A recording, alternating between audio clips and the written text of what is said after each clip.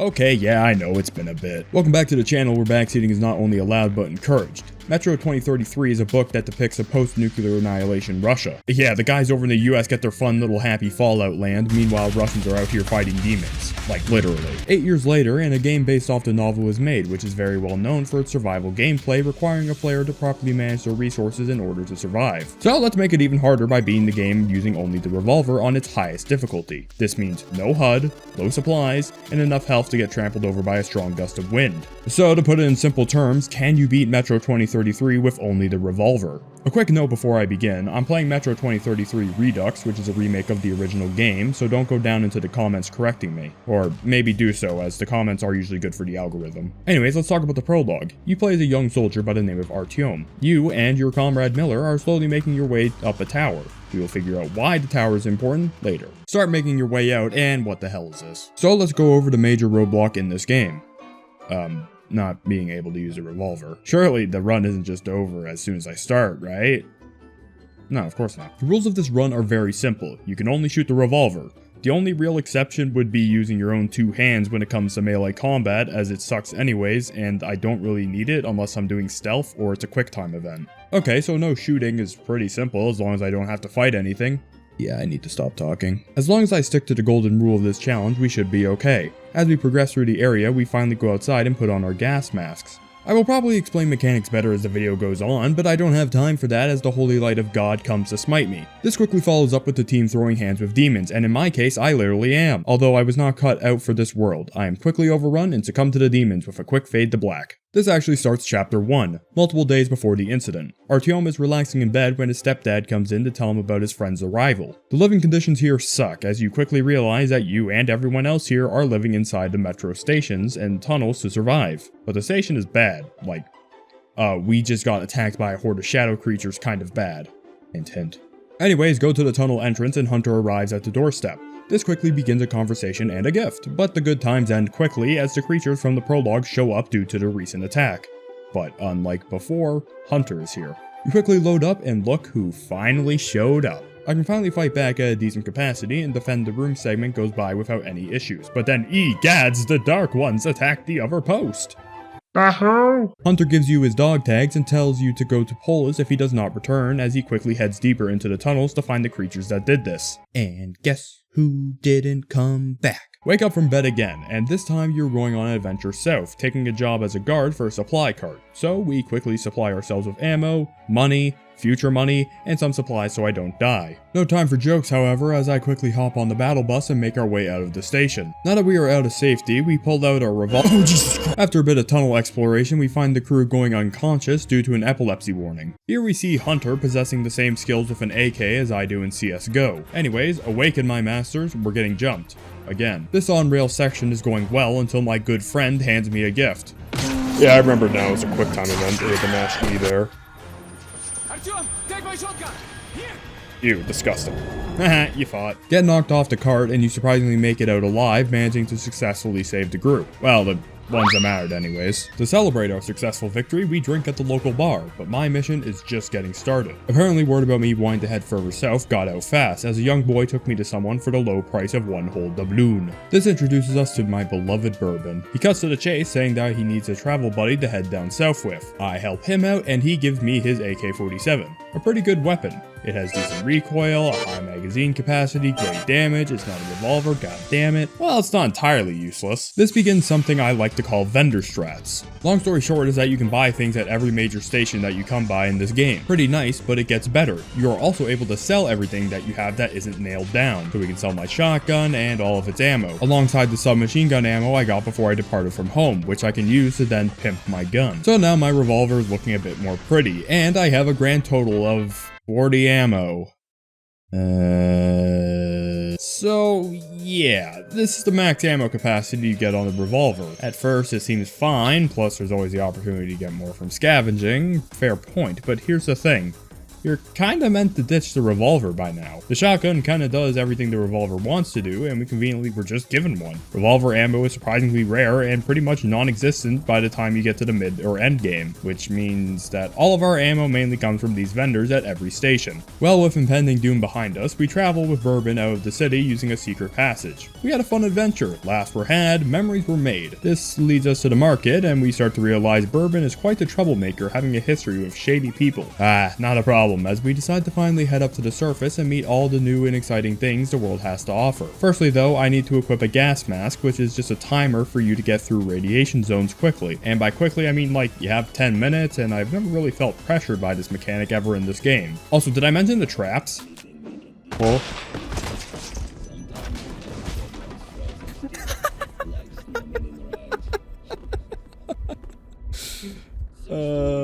God. Anyways, missed the jump here, and we were forced into a solo section for the time being. This is the first time being alone for once, and I can't just rely on my comrades to shoot things. This gives two options. 1, I fight the enemies and slowly use up all of my ammo, or 2, run like hell. Since these enemies don't drop at anything, I'm gonna go with option 2 for the time being. Anyways, keep moving and end up touching some grass. We finally reunite with Bourbon, having our makeout sesh interrupted by flying demons that cause us to run once again. This leads us miraculously near a group of people Bourbon knows. But of course.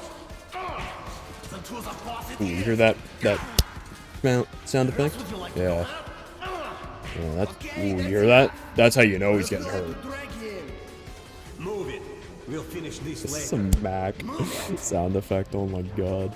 Yeah, so it turns out they're not the happiest with him, and we have to go through this bandit camp by ourselves, but something's not right.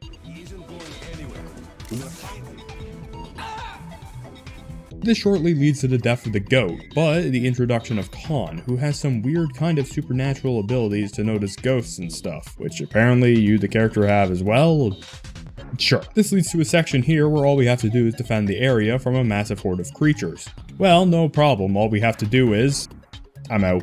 So, anyways, this leads to 20 minutes of me having to trial and error serpentine my way around enemies like it's COD zombies, while Khan takes them out with his immaculate NPC aim, or as I like to call it, a coin flip. After that pain and suffering, we arrive at a place known as the Cursed Station. Apparently Khan has a secret tunnel that can take us that much closer to Polis, which he does end up showing us, as long as I help him assist the Cursed Station with a task. Basically, I gotta blow up stuff. Pretty simple. And with infinite spawning enemies and a lack of ammo already, I just use Khan and Co as meat shields. After that fiasco, I head to Khan into this weird chapel looking place, but more importantly, a secret tunnel. This leads me to the armory, which is where most of the weapons and ammo are apparently manufactured and sold across the metro. After shortly arriving, I am told that this place is a free station that is under control by the Red Army, who enjoy communism just a bit too much. So Reddit. Sure, watch how fast this goes. Stay under the radar, right? Let's get the speedrun timer out and how quickly we get like absolutely gunned down. Go.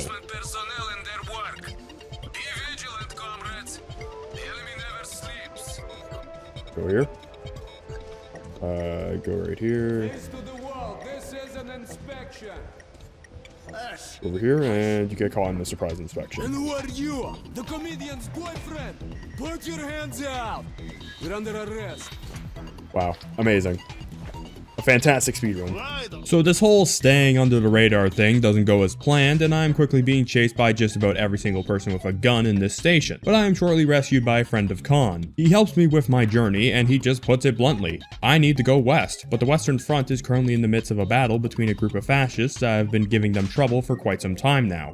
So 4chan. Thus, I must be snuck into the battlefield between 4chan and Reddit. I decide to lay low for a bit until I decide to do my good deed for today and rescue a man from being executed, which caused everyone to start attacking me. I decide to go even lower into the stinking cesspit and somehow manage to find my way forwards. After doing my second good deed of the day by rescuing prisoners of war, they talk about how they heard of a ranger nearby. You know, the group that Hunter was a part of? So, unfortunately, this man is mistaken, but could this possibly be foreshadowing for later?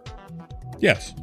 Yes, it was. I get saved by these two rangers named Ullman and Pavel, and after showing them your mission to Polis, they assist you for the remainder of the trip. All we have to do is hop on their little go-kart with, mounted turret. Well, you know, it's fine as long as we don't get caught. This vehicle is not on the transport schedule. We've been sent to the forward roadblock, Herr Officer, to Deliver the ammo!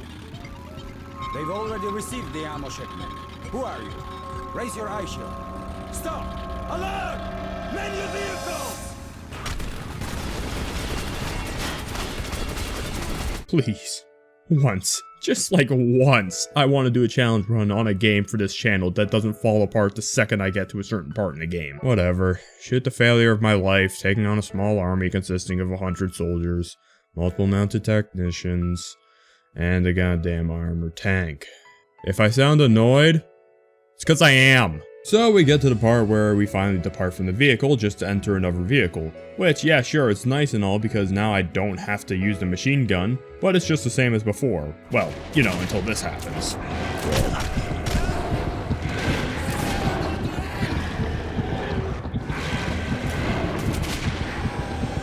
I see he's also Revolver gaming. Yeah, he's on a grind.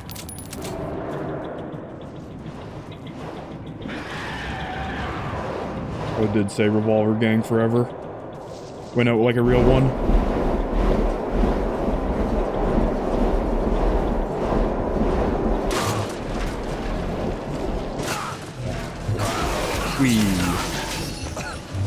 So I may be on a random path I have no idea about, could be walking to my certain death, but hey people! These guys need help defending their station from an impending attack of monsters, which is fine by me as I can defend this place, I can go get more ammo from the merchants here, and I am God's strongest soldier.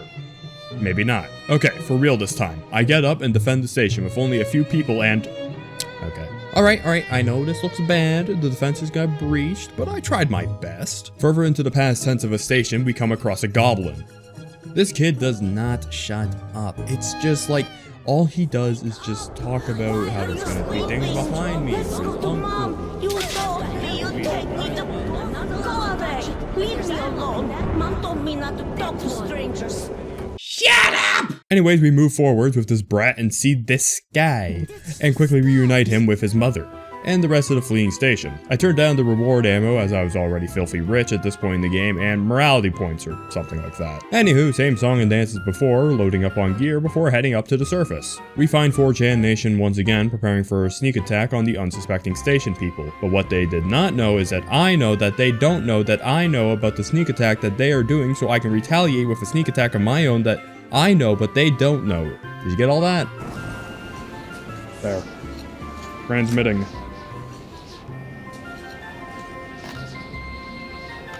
You're welcome. I'm coming to make an announcement. Shadow the Hedgehog's a bitch-ass motherfucker. Anyways, back to the most annoying stealth section in the game, where I tried to set a new record for most deaths in a level. I succeeded. Next level, and luckily enough I run into Ullman, who meets me at the other side of this station, known as the Black Station. Once again, it's a stealth segment, but it's like 10 times easier than the stealth segment I literally just did. After going through the station, I take my final ride to Polis. This pretty much marks the halfway point of the game, and a massive change of plot. You see, this is where we meet leader of the ranger group, Miller. Remember guys? He's the one from the start of the game. Anyways, Miller is the biggest meat rider of this game, as he basically says that you have balls of steel for the journey that you took throughout the metro. He calls a meeting with the council members to discuss a plan to help Artyom and his people. Nice.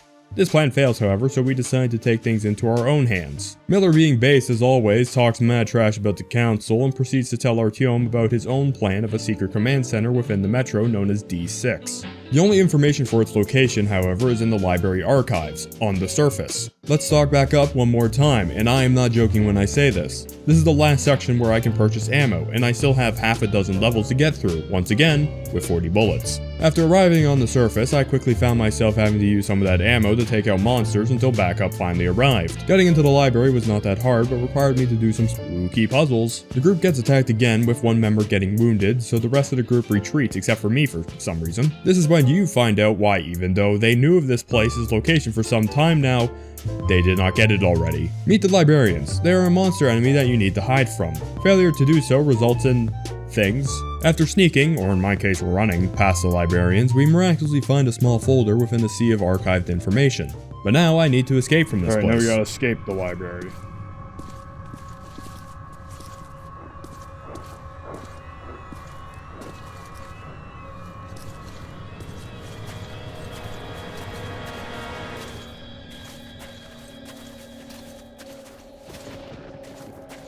Well, that was hard. Huh. Hold that thought as the librarian gives chase, ready to one-shot me, but the fool made a blunder, as I was in a cutscene which only meant one thing. The squad arrives to save me and they take me to Sparta, the first station on the surface. This place has great things, such as an armory of free weapons, gear, and game crashes.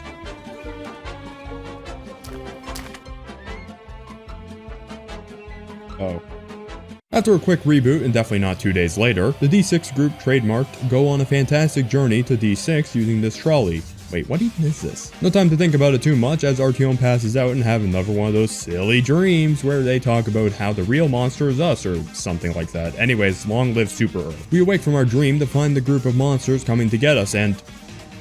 Please don't. Nah, I'm just messing with you. You can swap the Revolver with no problem. Naturally, the group yearns for the metros going only deeper into the maze. This results in more shooting, carnage, some guy exploding. Look, I think you get the idea. I'm saving ammo and just letting them do the work for me, which is super boring, and to that I say good news, as I get separated from the group because of course I had to. If you remember anything I said before in these solo sections, it's fight or flight, and you already know what choice I took. Anyways, meet back up with the group -1, and this perfectly preserved train shows up. What are we going to, Umbrella Labs or something? Okay, I kind of said that as a joke. Whoa, hold on there, editing me. We're getting a bit too far ahead of ourselves here. First, we need to turn on all the power to this place, which could take who knows how long. It's already done. Okay, so why did we do all this? Well, this command center has weapons of mass destruction inside, enough to easily take over the metro with ease, but most importantly is access to multiple nuclear devices that they can launch to the north to hopefully take out all those shadow creatures, because they all live up there for some reason. This is kind of where the story doesn't make the most sense, as the group needs to get coordinates for the location for the strike, and the only way to do that is setting up a beacon on the highest building that isn't absolute rubble, which just happens to be this tower, and oh hey look, it's all coming back together. After our deja vu moment, we get attacked just like before, but this time plot armor does not exist, and I actually need to fight these things. Okay, no problem. I should have some spare rounds left. Well, yes, but actually no. The reason I have to do this section without shooting is because of the final enemy. One of those flying demons. I only had about 5 shots on me, which I was not even sure if it was going to be enough, as the flying demons up until this point were completely optional to fight, and even the game recommends either running or hiding from them, which is why I haven't really shown any footage of them. So I climb the tower with Miller, and surely enough we get attacked. I don't want my back to be exposed. Come in, Ormond. We just fended some demons off. Still going up. Ah! Come in, Miller. Miller. Shoot that job. Artyom, Miller, come in. Oh, well, that was kind of anticlimactic, I guess. I'll just head up and... Right. One more time we were put in the weird dream dimension, but for once instead of being weak and powerless, you were reminded of Hunter. I need the wisdom of one man. Hunter. If it's hostile, you kill it. That's right, Hunter. That's right. Yeah. Yeah.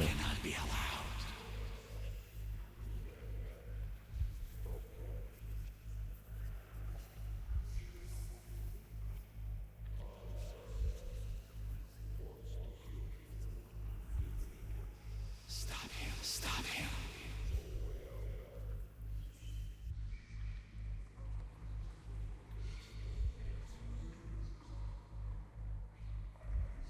Don't do it. I'm warning you. He cannot be allowed.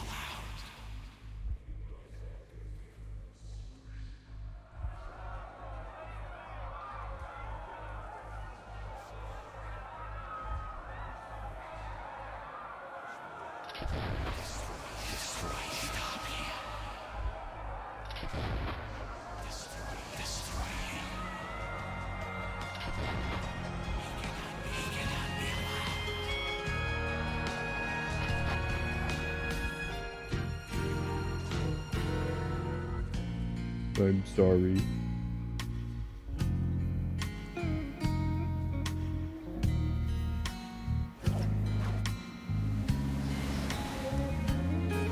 So, that ends it. The missiles are launched, the Dark One's homes are destroyed. Artyom succeeded, and I did not beat Metro 2033 with only a revolver. I'm not good at closing statements, never have been, but I want to thank you for sticking around to the entire thing. It means a lot to me, even if you don't even realize that, and I enjoy looking at each and every comment that I've been given. Let me know what game I should play next time, or challenges I should do, but until then, I'll see you all next time.